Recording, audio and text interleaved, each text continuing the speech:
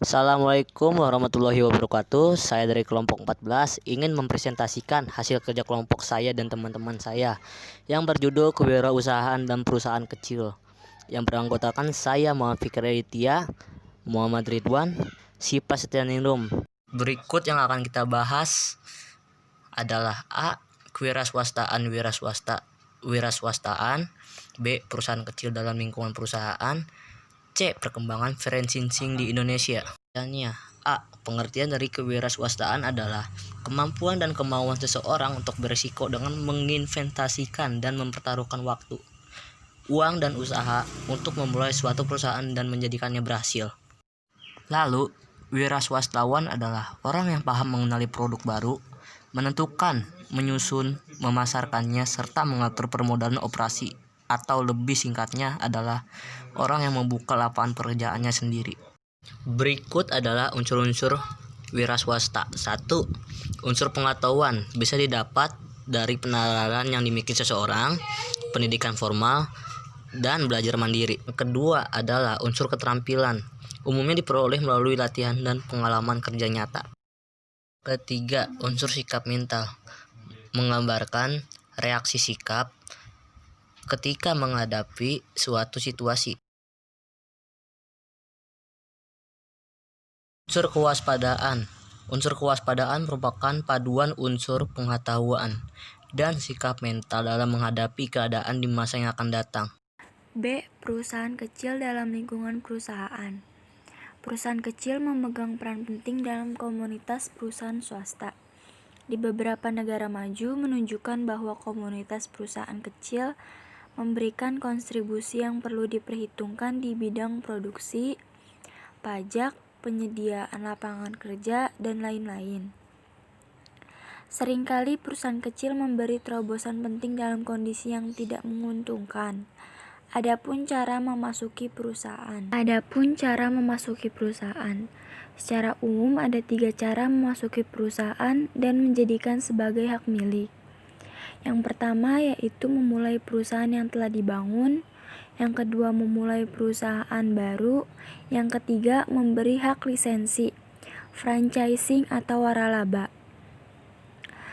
Franchising yaitu merupakan persatuan lisensi menurut hukum antara suatu pabrik atau perusahaan yang menyelenggarakan dengan penyaluran untuk melaksanakan kegiatan. Franchising mempunyai 3 tipe.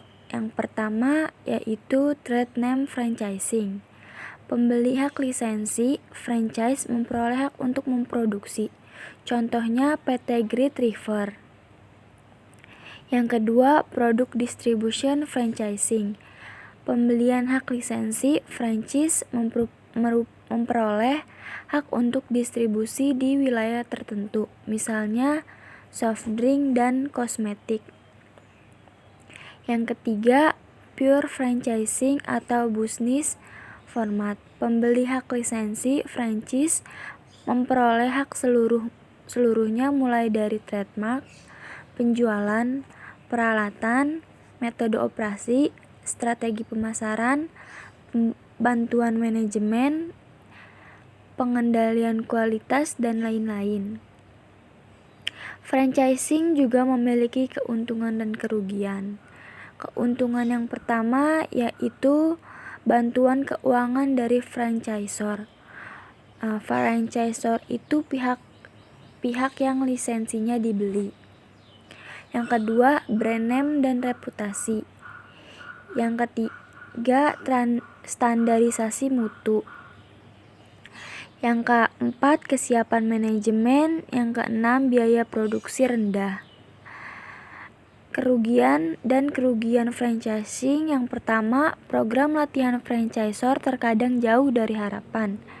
Yang kedua, franchisor hanya sedikit memberikannya kebebasan. Lalu, C. Perkembangan franchising di Indonesia. 1. Perkembangan usaha waralaba di Indonesia saat ini dan di masa mendatang memiliki prospek yang baik dan semakin pesat kemajuannya.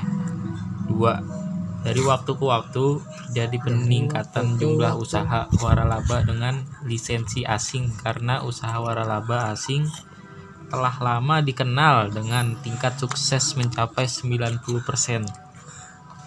3. Bidang usaha yang dapat diwaralabakan mencakup bidang yang luas, baik barang atau jasa. Bidang usaha yang potensial dikembangkan dengan sistem waralaba antara lain restoran, makanan cepat saji, hotel, properti, percetakan dan fotokopi, pusat kebugaran, salon mobil dan bengkel, salon kecantikan, dan lain-lain. Ciri-ciri perusahaan kecil. Secara umum pengertian perusahaan kecil mengacu pada ciri-ciri berikut. 1. Manajemen berdiri sendiri. 2. Investasi modal terbatas. 3. Daerah operasinya lokal. 4. Ukuran secara keseluruhan relatif kecil. Untuk mengembangkan perusahaan perlu pertimbangan terhadap 3 hal. 1. Profil pribadi dalam kaitannya dengan kelayakan kredit, perincian, pengalaman perusahaan. 2. Profil perusahaan kaitannya dengan sejarah, analisis pasar, dan pesaing, strategi persaingan dan rencana operasi, analisis pulang pokok. 3. Paket pinjaman kaitan dengan jumlah yang diminta, jenis pinjaman yang diminta, ketentuan pembayaran. Pertimbangan yang matang mengembangkan perusahaan memerlukan kejelian yang terkait dengan 1. Kemampuan manajemen. 2. Pemenuhan kebutuhan modal. 3. Pemilihan bentuk kepemilikan perusahaan. 4. Strategi untuk memenangkan persaingan pasar. Ya, yang terakhir tanda-tanda kegagalan perusahaan. 1. Penjualan yang menurun pada beberapa periode pembukuan. 2. Perbandingan utang yang semakin tinggi. 3. Biaya operasi semakin meningkat. 4. Pengurangan dalam modal kerja. 5. Penurunan dalam keuntungan. 6. Peningkatan kerugian.